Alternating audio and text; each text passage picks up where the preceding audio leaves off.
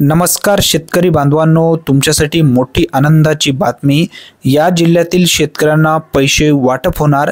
यासाठी राज्य सरकारच्या माध्यमातून 23 सप्टेंबर 2025 रोजी एक महत्त्वपूर्ण शासन निर्णय महाराष्ट्र शासन व महसूल विभागाच्या माध्यमातून घेण्यात आलेला आहे।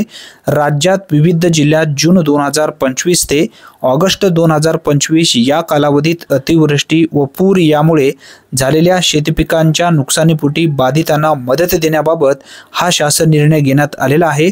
यामध्ये कोणकोणते जिल्हे समाविष्ट आहेत? तुमचा जिल्हा जर यामध्ये समाविष्ट असेल तर तुमच्या खात्यामध्ये लवकरच ही रक्कम जमा केली जाणार आहे। परंतु इथं आपण समजून घ्यायला पाहिजे किती एकूण निधी मंजूर करण्यात आली आहे, यामध्ये कोणकोणते जिल्हे समाविष्ट आहेत, याबद्दलची माहिती आपण शासन निर्णयामध्ये समजून घेऊया। जून 2025 ते ऑगस्ट 2025 या कालावधीत राज्यात विविध जिल्ह्यात अतिवृष्टी व पूर यामुळे शेतीपिकांच्या नुकसानीसाठी शेतकऱ्यांना मदत देण्याकरिता यामध्ये जी निधी मंजूर करण्यात आली आहे ती आहे 1339 कोटी 49,25,000 इतका निधी वितरित करण्यास शासनाची मंजुरी देण्यात येत आहे। परत एकदा ही रक्कम ध्यानात ठेवा, अतिशय महत्त्वपूर्ण ही रक्कम आहे। आता यामध्ये कोणकोणते जिल्हे समाविष्ट आहेत हे सुद्धा आपल्याला माहिती करून घेणं गरजेचं आहे। परंतु एक माहिती आपण समजून घेऊया, ज्या लाभार्थ्यांचा शेती पिकांचं नुकसान झालेलं आहे अशा लाभार्थ्यांना थेट डीबीटी पोर्टलद्वारे त्यांच्या बँक खात्यामध्ये रक्कम जमा केली जाणार आहे, असा सुद्धा उल्लेख यामध्ये स्पष्टपणे नमूद करण्यात आलेला आहे। ही एक महत्त्वपूर्ण माहिती असल्यामुळे हा व्हिडिओ संपल्यानंतर जास्तीत जास्त मित्रांपर्यंत नक्की शेअर करा। आपण आता समजून घेऊया यामध्ये कोणकोणते जिल्हे समाविष्ट करण्यात आलेले आहेत।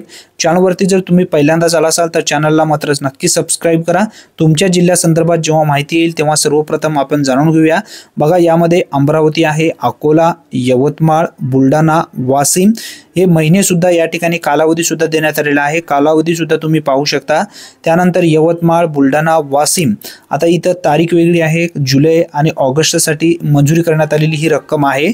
एकूण अमरावती विभागासाठी सुद्धा निधी मंजूर करण्यात आलेली आहे। आता नागपूर विभागामधून गोंदिया जून 2025, गोंदिया जुलै 2025, भंडारा जुलै 2025, गडचिरोली जुलै 2025, गडचिरोली ऑगस्ट 2025, वर्धा, नागपूर असे हे जिल्हे पात्र ठरवण्यात आले। त्यानंतर कोल्हापूर आहे, हिंगोली, बीड, लातूर, धाराशिव हे छत्रपती संभाजीनगरमधून जिल्हे आहेत।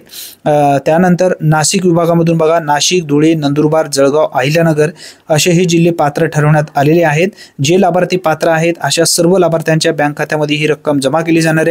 लवकरच याचे पैसे सुद्धा वाटप होईल। तुमच्या जिल्ह्यासंदर्भात माहिती आपण आपल्या चॅनलवरती लवकरच अपडेट घेऊया, त्यासाठी नक्की चॅनलला सबस्क्राइब करून ठेवा।